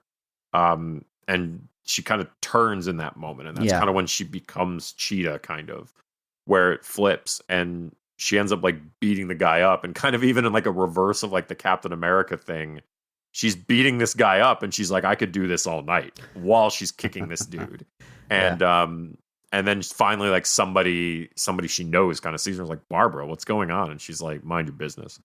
And kind of moves on. But like that whole sequence where she, like, the descent kind of finally takes hold, because she ends up at odds with Diana, because Diana's like, we need to stop Max. But it's a much more, they both have reasons to want to stop Max without reversing what he's done. Right. Because Diana and Barbara have both benefited from his wishes. Barbara is now cool and hip and stylish and everybody likes her. And like even earlier in the movie where she's like trying on stuff for like the gala, and she comes out of the changing room and the woman at the store is like enthralled by her. Like even moments like that where she's like, everybody loves Barbara now. So she doesn't want this to change. She has no desire for this to change. And then while obviously with Diana, it's like now Steve is back. So it's both selfish reasoning, but one is internal and one is a little bit more external. But obviously when Diana realizes what needs to be done, they find themselves at physical odds. But I think Kristen Wiig does a great job with this whole thing. I think she handles all the layers of it well. Obviously the cheetah version of Cheetah is, you know, that's a different beast altogether. But I think Kristen Wiig was just a great pick for this role. I think, like you said, she can do all the layers. She can do everything. She's got some great sequences. And yeah, like I said, I don't know if there's room for her in the follow-up, but I would certainly hope. There's a great line where she goes to dinner with Diana, because Diana kind of takes pity on her and decides to hang out with her a little bit and be friends. And they're out having dinner, and she's asking Diana, you ever been in love? She says, yeah, a long, long time ago. How about you? She says, oh, so many times. Yeah, all the time. I've just such a bunch. Yeah. This is the dichotomy. Her delivery is just so good. Fantastic. It's almost like she's really funny. Call it a hunch, but yeah, I like pretty much all of the cast. I think plays together really well in this movie. Like everybody works well with everybody for the most part. Obviously you get a bit more of a like I said, pity seems like a little harsh, but it is kind of like a takes her under her wing. Diana, I don't know what's the nice way. Takes her under her wing a little bit. A mentor a little bit, kind of in between. But like, so but Barbara obviously is Diana. Is like, she's like, oh, that's the pinnacle. That's who you want to be. You want to be Diana. Everybody loves Diana. And it just, like I said, so Gal plays well with Kristen. Kristen plays well with everybody. It's a very tight cast, but they all play really well together, and that's an important thing. I also think pre-villain turn Pedro Pascal is fantastic as well, where he doesn't have abilities yet, but he's just infomercial guy with his catchphrase. Everybody wants to hear him say it, so he says it all the time. Just really, say the thing. He tells Diana, I got connections at Sears. I can get you a 19-inch TV, which is insane. In 1984, a 19-inch TV.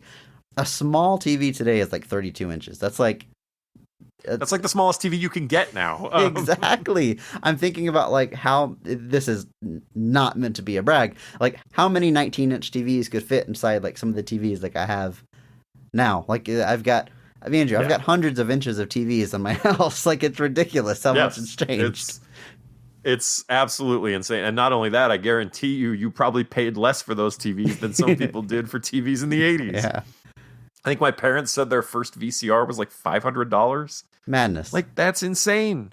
That's just to play tapes. Andrew, you can watch movies at folks. home in the comfort of your own home. Revolutionary. All 7 movies that are on tape. Because at the time, nothing was. But yeah, it's always, that was... hell, even just Sears. I mean, just talking about Sears like it's a company that's not relevant. It's not been replaced by Amazon. That's really not crawling to its death. Man, I passed by a mall the other day to date myself a little bit because I went to a mall. But the Sears store is closed, but like I passed by the outside and they just had on the top, it said Sears Roebuck in that vintage, like painted on the door type thing. And you could just see how run down and disheveled it was inside. And I was like, that's sad. Times they are changing, Andrew. Also, pre-villain Max Lord, we get to establish his relationship with his son. And, yes, man, one of the first scenes, the father and son scenes that really hits me is one of the investors is backing out and he calls him a loser in front of his son. And he has to tell his son, he's like, I'm not a loser. You're going to be so proud of me, son. Like, I'm doing this for you. Andrew, it is like every man want to make their dad proud, and every dad wants their son to be proud of them. Is this like just this need that's in all of our souls? Because it hits me in every single movie. I've got a good relationship with my dad. I feel blessed. I've got a wonderful dad.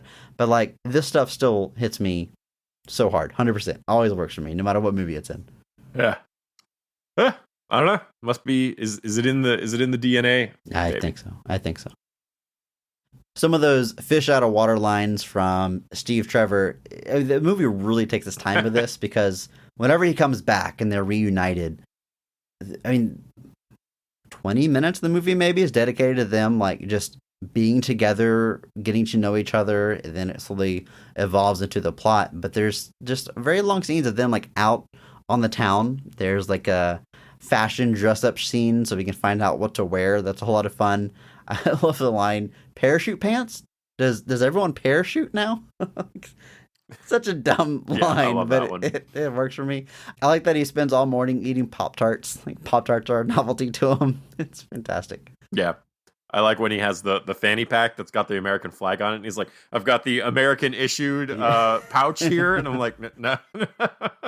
Because, back in that time, you weren't buying clothes that all had the American flag on them. He says, like, there's the bed has, like, slats in it. And Diana's like, a futon. He goes, yeah, a voodon. Yeah. Like, just rolling with it. Yeah, super uncomfortable. Seems like a step back, honestly. The one... There's no truer line in the movie than right there. Futon is a step back from beds, yeah. Yep. Yes, it's a worse couch and a worse bed. It's a lesser version. The worst transformer of all time. But I have a lot. They do have a lot of fun with these things, but they're fun. And then like they go out and like he gets introduced to an escalator for the first time, and he's like, his mind is blown by an escalator because he's never been on an escalator before. Probably would be scary, I guess, if you didn't grow up with them. Yeah, I would think so. Because my whole thing with escalators was just the speech from Mallrats. That's what I remember all now. Everybody gets caught in one. Everyone's going to get caught in an escalator and die is what Mallrats taught me. But and then just sculptures and art and all that stuff. The break dancing when he gets all freaked out when the dude does like the leg spin and he's like, no, that's fine. He's not fighting you. They do have a lot of fun with it. And like you said, it goes on for a bit, but I have fun with the whole scene. It never bothered me. Andrew, I have a question for you. And sure, this is not like, has it no bearing on the quality of this movie. But do you think a World War I pilot could fly a plane in the 80s? I'm inclined to say with my gut, no. It's not. I'm inclined to be like, same? No. I feel like it's not. What if they're a really good pilot? I still feel like we've got some base technology upgrades in the ensuing 60 plus years that would make that unlikely. Is that what it is? 60 years? When was World War One? The 20s, 10s? When did that take place? It was tense. It ends in 1918. Okay, I think. Folks, let me check that first before I dedicate to it. Let's say 60 years. Isn't it insane the jump that we make in that amount of time? Like, because I feel like I know the 80s wasn't 60 years ago, but like the advancements that he is seeing from World War One to the 80s it's a whole new world. Whereas like the 80s to now, computers are smaller, right? I mean, it's I don't think it'd be as mind blowing to go from the 80s to the current. TVs have. I think the computers thing would be pretty mind blowing. I think the idea that we took rooms of technology and the internet, like something with the processing power of my phone used to take up a whole building, like that sort of thing. I think would be a little bit of a shock. Yeah, but fair enough. But like that's one of the things. Like, so World War One does end in 1918. Okay, that's correct. Good job, Andrew. But like that's what gets me about like my grandmother. My grandmother was born in 1918, and she is still alive. Good for her. And just even from when she is in 4th grade and her cognizant memory starts, from then to now. 4 years old, Andrew. Good God, not 4th grade. Yeah, 4 years old. So anyway, from 1922, when her cognizant memory starts, to now, everything in the world that she's seen is just insane to me. To just really think about the levity of, not the levity, but just the scale of change that's existed in one person's lifetime. Yeah, it's hard to wrap your head around. Let's keep talking about the movie before folks, we slip into this. I'm gonna go stare at the wall. I was gonna say I'm gonna go stare at the wall for an hour. Speaking of World War One pilots flying a plane in the 80s, that's what happens in this movie. They steal an airplane and he can fly it. Is that the most unbusiness thing in the movie? Yeah, whatever. He's a pilot. No, who cares? Would the movie be better if he spent 30 minutes reading a manual? Like, I don't know. He figures out how to fly a plane, but I love when they're taking off and they're stealing this plane. So like security is shouting at him and sending off sirens and warning him. And one of the best laughs in the movie, because Steve Trevor looks at her, he's like, "Will they shoot at us?" Well, Diana. Yeah, that was such a good line. The delivery of that was just perfect. Yeah, so damn good. Yeah, I loved that. I do question this though. We just had the big montage of all the stuff in the 80s that he's like surprised by. They're flying in the plane, and he's like, "What's that over there?" And she's like, "Oh, those are fireworks because it's July 4th." Andrew, did they not have fireworks back then? Fireworks have been around since like the 1800s, right? A version of fireworks had, and maybe let's just assume maybe he was asking why there were fireworks because he doesn't know it's July 4th. He doesn't know it's July 4th. Okay, he doesn't know. Give you the benefit of the doubt there, Steve Trevor. I'm gonna give you a little bit. I do love this sequence though, because we get another kind of classic Wonder Woman hallmark, not necessarily intended, but we get the invisible jet. Yeah, that's which a clever way to pull it I thought was cool. So she's kind of, she remembers that they were able to make Themyscira invisible, so she kind of has only been able to do it once before, but she does manage to do it on this plane, so the plane is invisible, and also makes it drop off radar, which is not my understanding of how radar works, but but do you know how Amazon Magic works, Andrew? That's true. I have no idea how that works. So in that regard, yes. They deliver to you the same day you buy it. It's absurd. It's ridiculous. Sick reference. Yeah. So, but this whole sequence, I like it. I think it just looks very cool. Like, so they're flying through the fireworks. So you get these fireworks exploding like above and below and all the angles of the jet. Really beautiful stuff. Yeah. Really beautiful scene. Looks really just, like I said, it's another visually like not outstanding in a sense of like that, but just stands out. That's what I mean. I've got the words back. I know what you meant by outstanding, like outstanding scene. But yeah, it's another one of those things where you're just watching it and I'm like, man, this just looks so good on the big screen. I thought it was a very clever way to do the invisible jet because, Andrew, the invisible jet's a little goofy, and I know I've been praising the goofy stuff in this movie, but like, Wonder Woman is all powerful and can fly. What is she doing with an invisible jet? It always felt a little bit silly to me, so this was a cool way to like bring it in and reference it, acknowledge it, but in a way that makes sense with the movie. I thought it was pretty cool. Yeah. And yeah, fireworks were invented during the Song Dynasty in China, which goes from 960 to 1279. Okay. So yeah, they were definitely around when Steve was alive. Do you think we were using them like recreationally in America during World War One?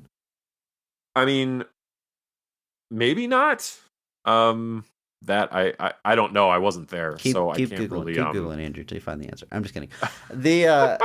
So the scene leads to another big action scene. It's one of the scenes I was considering for best scene. They're hot on the heels of Max Lord, and they end up intercepting his caravan going down a road, and you get this big Mad Max Fury Road-esque action scene because it's a caravan heading one way down a road, and they are catching up to him, taking out tanks. I really like this scene. I like that it starts with Wonder Woman using Batman's superpower because they're in a taxi, and when they realize they have to turn around, she asks the driver, "Can I buy this car from you?" and just hands him a wad of cash, and now they own the car using Batman's superpower. Being rich. But yeah, there's just a lot of cool moments. Of course, that Wonder Woman theme kicks in again, and it's always awesome. Here it kicks in when she exits the car. So Steve is driving the taxi. While it's driving on the road, she just gets out and runs alongside the car and takes off, which is just such a cool visual. Yes. I love the moment where a bullet is heading towards Steve Trevor, and she grabs the bullet with her lasso and swings it away. Awesome. So cool. At one point, she ends up underneath one of the big trucks, and she's holding on to, I'm going to sound silly because I don't know the part that's under there. It's a beam that goes from axle to axle. She's hanging on to the bottom of the car, and she rips it off, and it flips the car like Dark Knight style with the 18-wheeler. And as it's flipping, she comes flying up behind it and like soars through the air. In this shot, one of my favorites in the movie, a movie that is full of great shots, that is gorgeous to look at. This is one of the best ones. I just think it's sort of like a slightly more mature, grown-up version of that mall scene that I like so much. The stakes are a little bit higher here. It's a little bit more serious, but we're still having fun, still doing super heroics. Wonder Woman is doing stuff that only Wonder Woman can do. Like, this wouldn't make sense with like any other superhero. It's so specific to her, the stuff that she does. And I'm having a blast watching it. I really like this scene. I agree. I like this scene a lot. I think it's another good, like I said, the action sequences in this movie are all by and large pretty great. And this one is no exception. She gets a chance to save some people. She gets another moment there where she gets to save some kids. Hang on, Andrew, how does she save those kids? How does she catch up to them? Oh, I don't remember what she do. Steve Trevor launches a rocket, and she lassos around the rocket. Yes. On the rocket. And the lasso pulls her off. The rocket. Yeah. The lasso pulled you off? It's so off the ground. No, dude, I love this sequence. I love, like I said, I'm all about superheroes just being superheroes, and we get some good stuff here. No exception. Her powers are starting to wane in this sequence, so she's struggling a lot more than she otherwise might. So it does give them she's not quite as at her peak, so she's definitely struggling a bit more, and I think it comes off works well with the scene. So Steve gets to take a part in it. He gets to have some good gets in on the action, because to this point Steve is kind of the one sitting out most of the action. This, and then the later the White House sequence, which we'll talk about in a minute. He gets a chance to get in on the action, which is always cool. So another good choice. Real briefly, there's not a lot to talk about in the scene as a whole, but they go to Egypt. They learn a lot about the history of the stone from a record shop owner that has all these old books. I love this detail, Andrew. They open up this very old book to learn about the stone, and the bookmark he's using is a sleeve for a 45 because he owns a record shop. They don't draw attention to it or anything, but like you see a sleeve for 45. It's beautiful little detail. Set designer, production designer, director, whoever decided that. Whoever did it. I love it. Good stuff. That sequence, they're actually back in the States for that sequence. That's after they get back. That's after they get back from that whole sequence. That's right, because I remember Barbara walking up to the shop and there's a minor threat poster on the wall, and I was like, dude, Minus because it's a that's Galaxy. awesome. It's right next to a record store. Yeah, very cool. Galaxy Records. Yeah, I do. That was a fun little tidbit, and it's also again where like that's when the gravity of the stone is kind of made apparent, and Barbara and Diana are both like, "Well, no, you can't do that." They agree at this and you point, think yeah. Diana's going to be like, "No, we have to do something," but even she's just like, "No, there has to be another way." It's where the Barbara Diana relationship basically starts to diverge. But I did mention it just a second ago, so I'll talk about it now. We do get multiple sequences where Diana fights Barbara. One where she is losing her powers, and one where they are both at their peak. That whole White House sequence has some fun stuff. The so Diana best and Steve go to White House fight scene in a superhero movie since X-Men 2. Since X-Men 2. Is that a hot take? I agree. Has there I been don't very think so. many? I don't know how many have even had one since X-Men 2. But it's really this good, is another though. good one Yeah. where they're trying to get to Max, and he's at this point escaped in Marine One or whatever. But they get into a big brawl. Steve gets to do his shots when he's fighting just regular guys. Learns some new fight move. Here's a sequence where he's fighting a guy and the guy does something, and Steve was like, "Oh, cool," and then like steals it later and uses it on Max. Yeah, I just learned that. And then I just learned that. And then obviously we get a big Diana, Barbara, the first part of their fight here. And obviously Diana is in her weakened state, so she's kind of not really able to take out Barbara. Kind of this ends kind of with Diana losing generally. Yeah. Mm-hmm. Then Barbara heads off with Max. But yeah, this whole sequence just, it's like you said, I don't think it's a hot take at all. So it's the best White House fight since X-Men 2. Would you say it's better than X-Men 2? Honestly, that's what I was wondering as I was watching it, and I think yes. X-Men 2, I would agree. Great opening. It's our introduction to the Nightcrawler on film. In that regard, it's a little one note. It's an awesome one note, but it is one note. Whereas this fight scene is so much more dynamic because we get Steve and Diana taking on a bunch of armed guards. And, dude, she uses her headband as a boomerang. She spins her lasso in a circle to deflect bullets. She does such cool, wild stuff. Cool stuff. Then we get very grounded fights with Steve and his one-liners. And Steve has a great punch. He's got that good, like, I don't know, something about the 1910s and 20s or old serials. Like, they could really throw a good punch. You got an Indiana Jones style punch, or the Phantom, where it's just a big hook, just a big right across the face. Captain America knocking out Hitler. Such a good punch, good sound, good. Yeah, I love it. Got a good punch. But then we also get Diana versus Barbara. So we get like a super powered fight as well. So just a lot of variety to all these action set pieces that run together. I love that Diana uses her big finishing move that she learned in the first movie, and she uses it again in Justice League, where she hits her gauntlets together. Uses it to get at Barbara, but Barbara just dives right through it. One, because Barbara's very powerful, and two, because, as you said, Diana's in a weakened state at this point because of her wish. So very cool. Bad guy wins the fight scene. Max Lord gets away, but just a very dynamic action set piece throughout the White House. I love this little bit here, though, because I mentioned that mall sequence. I love it, but like that tone doesn't stay throughout the movie.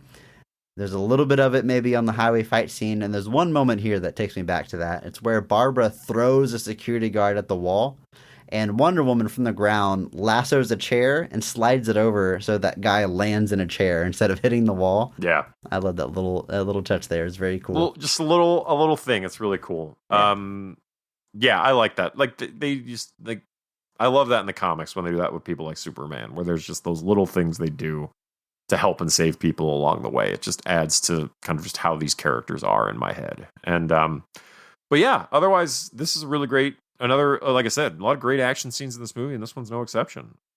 The whole reason Max is at the White House, what kicks us off, is that he is granting a wish for the president, who, of course, wishes for more nuclear arms, because we learned nothing from Superman 4. Yep. I guess Superman 4 hadn't happened yet, so it makes sense. That's true. Yes, we've got time. But then Max gets a wish in return, and he gets his master plan to broadcast to the world over satellite to grant everybody's wishes. Just a wild, over the top thing that the movie drops in on us. But sure, why not?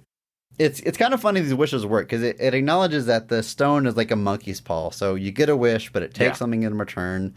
Cursed wishes, what have you.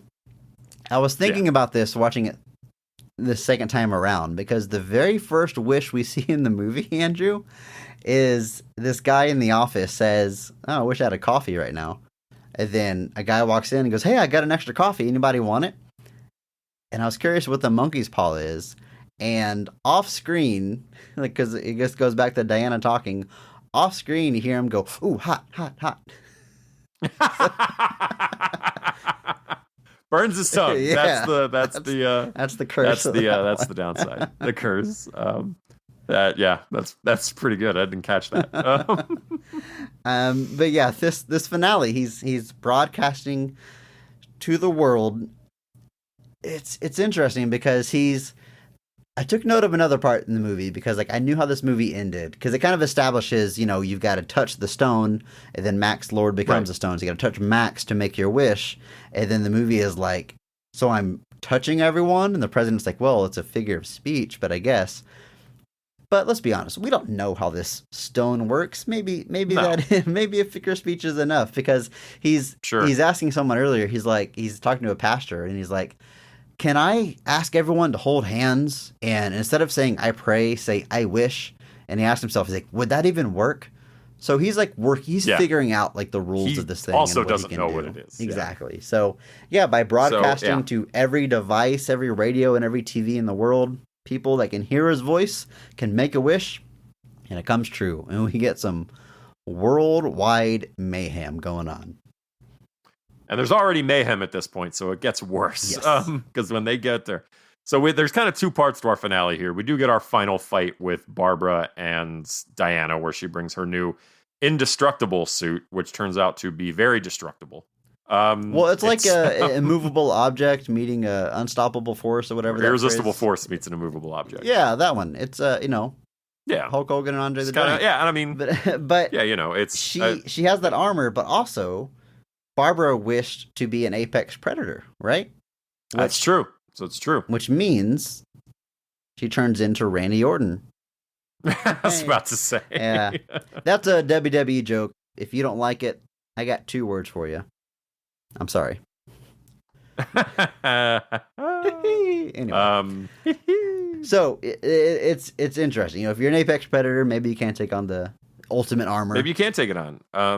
But anyway, so this gives us our obligatory suit upgrade towards the end of the film. Can I sell this them suit toys? Obviously does come. This suit obviously does. They do set it up a little bit earlier in the film by establishing that this suit belonged to Asteria, and she used it to basically keep the armies of man at bay so that the Amazons could escape to Themyscira.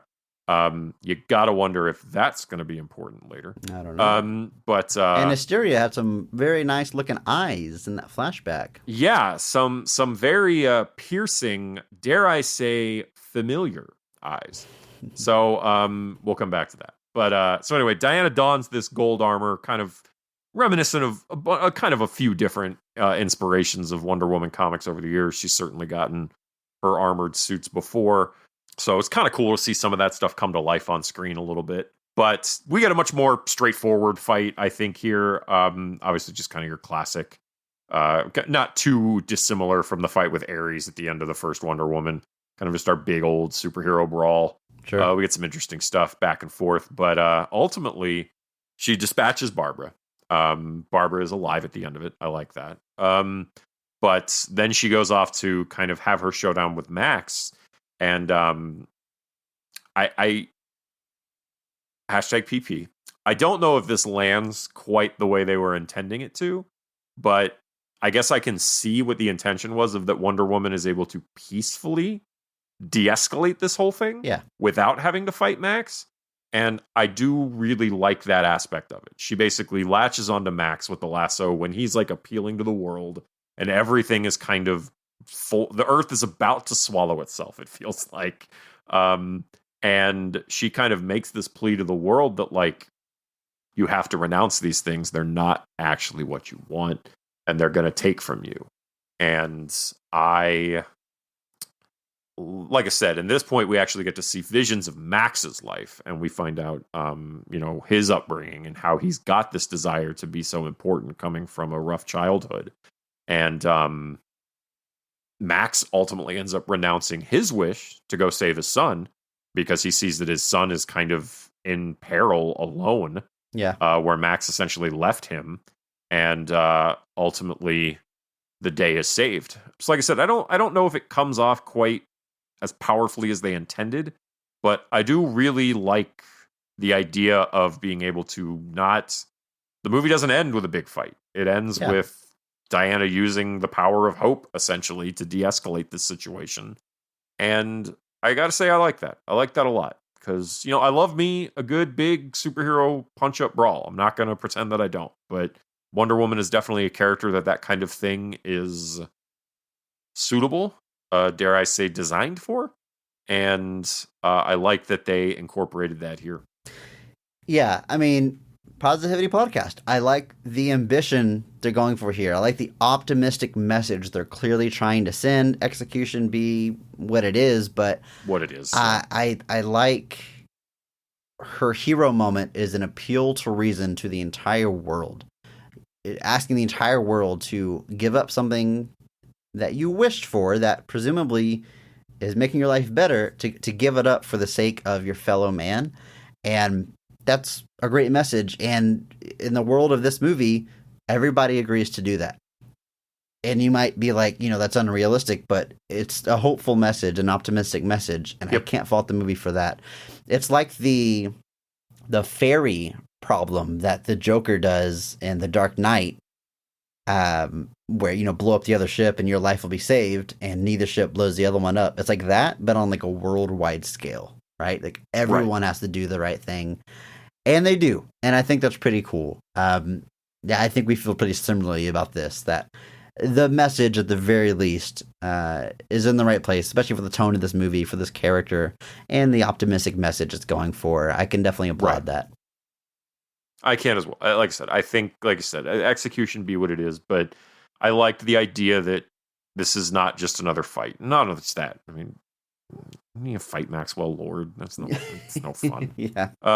It's just weird. So you had to find another way to do it. And I like the idea of Max also coming to reason with himself. Max kind of realizing that this isn't what I want either. This is not what I want. I need to go to my son. And he does that. And it, like you said, it comes off like he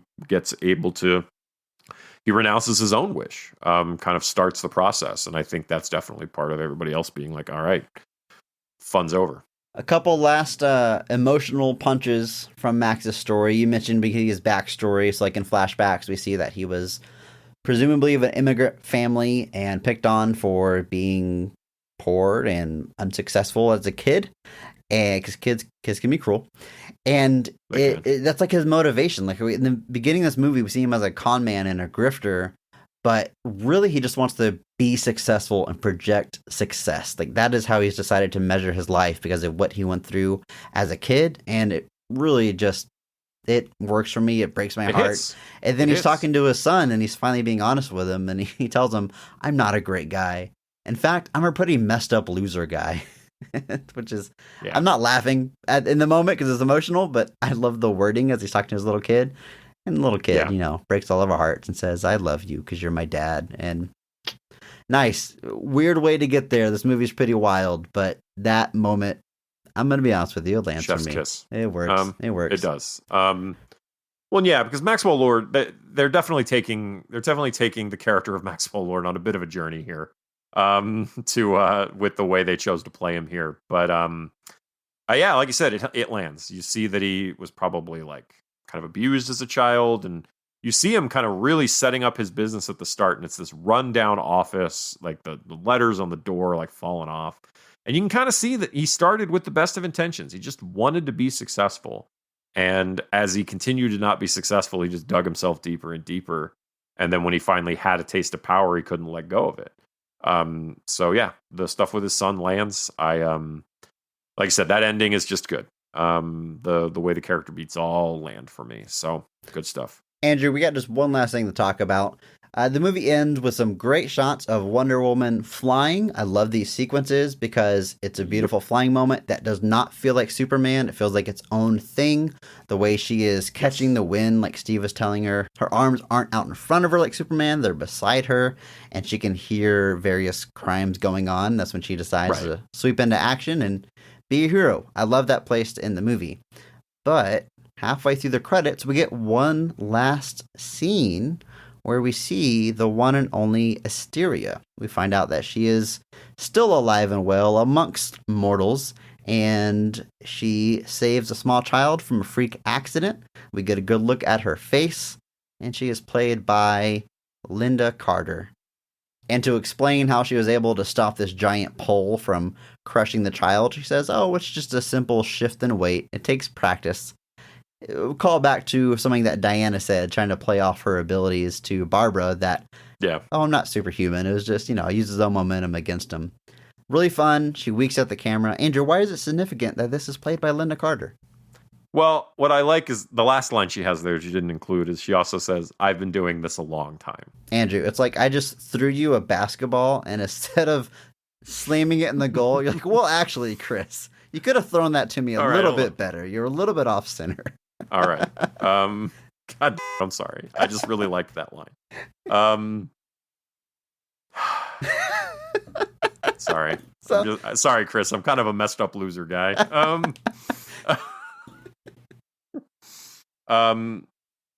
This is obviously significant because Linda Carter obviously played Wonder Woman on the 1970s television show, which still by a lot of people is held up as kind of, people love it. It has a great, huge following. People really liked Linda Carter's performance as the character. And Linda Carter since then has always kind of carried that torch for Wonder Woman. And then again, she says the line, and it's a bit of a nod to the fact that she has been at Amazon for a very long time, going on 45 years now, which is a long time indeed. I loved this scene. It strangely landed for me in a way that I did not expect. Just the idea that Linda Carter gets to be in this world as a different Amazon, kind of the proto Wonder Woman, in this universe, if you will. And just apparently she'll be back for the third one. They plan to factor that character into the plans for Wonder Woman 3, which I think is also very cool. That is cool. Genuinely watching it, like she saves them from this, like, they're putting up this banner, and like one of the posts that's holding it up kind of breaks free, and she catches it and kind of lifts it up, and they have the kind of explanation that follows. But it was just again, it's kind of a nod. This whole sequence really is just kind of a nod to her playing Wonder Woman before. But it just landed for me in a big way, where I was just like, oh man, she gets to be back as just back in the thick of it. And I think that's cool. It's such a cooler cameo than Linda Carter playing like a one-line character or an extra in a scene, which is usually what they do. They make her an actual character in the story. Awesome. I really like that. Yeah, like she shows up and like she showed up in an episode of Smallville, and like she was in she played the president in some episodes of Supergirl, which I think that's cool for a variety of reasons. Obviously, Supergirl being an ongoing series was a cool idea. Having Linda Carter come in as the president, no less, I thought was another fun little nod. But yeah, this was just a little great fun cameo.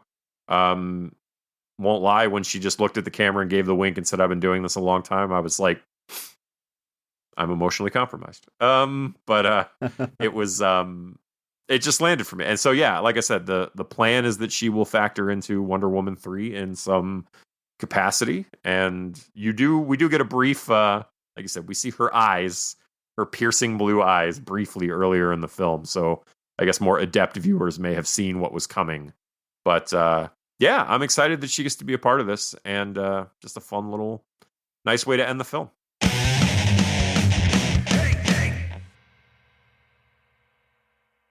Andrew, were you surprised that Wonder Woman 1984 wasn't about Diana Prince living in a police state?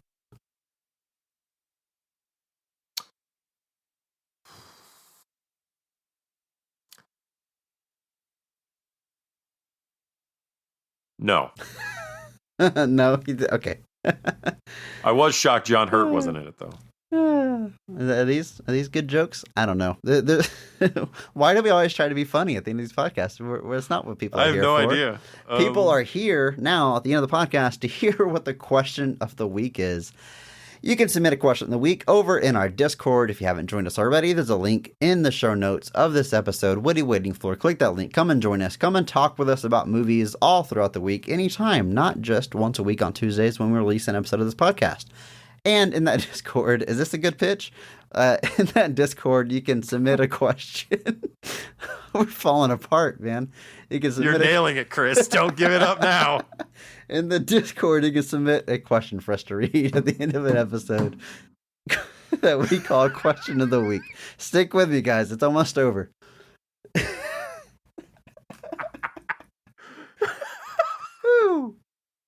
What happened? Why are we laughing at this? I don't even know. I don't know. Look, the question this week comes from Dr. Douglas. Very interesting question here. They say, what do you think will be the first non-comic book movie y'all will cover? Well, Dr. Douglas, we've been hyping up episode 60 for a while. We've put a lot of work into it. It's coming soon, next week. Andrew, do you think they're going to like what they hear next week? I think that if your question is what is the first non-comic book movie that we're covering, episode 60 will be of significant interest to you. And we are going to leave it at that. Until episode 60, though, just remember that maybe not every movie is great. But all movies have greatness. Thank you to Mark Benavides for singing our theme song. Follow him on Instagram at NotThatMarkAnthony.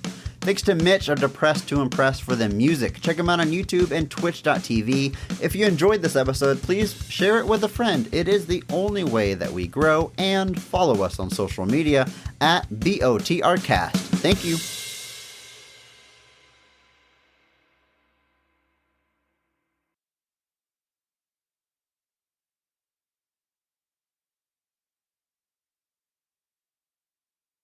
This is the first live action movie he actually has a writing credit on.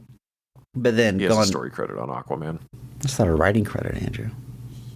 That's okay, fine. Fine. It's one of those things where I watch and I'm just like, that is an attractive person. And I'm never gonna be that kind of person. I'm never gonna be dressed like that person. Beyond the fact that it's a woman. But yeah, it's yeah. I have no idea where I'm going with this. I'm probably cutting that. That was weird. Yeah. Hey, welcome to post credits. Yeah. Get rid of that. All right. What the hell? Like you said, the music here too. Shout out to Hans Zimmer. He did not score the first Wonder Woman, but he did write that dope ass. Sorry. Can I say dope ass? Is that allowed? I'll allow it. No. Okay. What is some strange sidebars on this episode, Chris? We're going to some weird places. It's a short movie. It's not a lot to talk about. Yeah, it's not like it's 2.5 hours.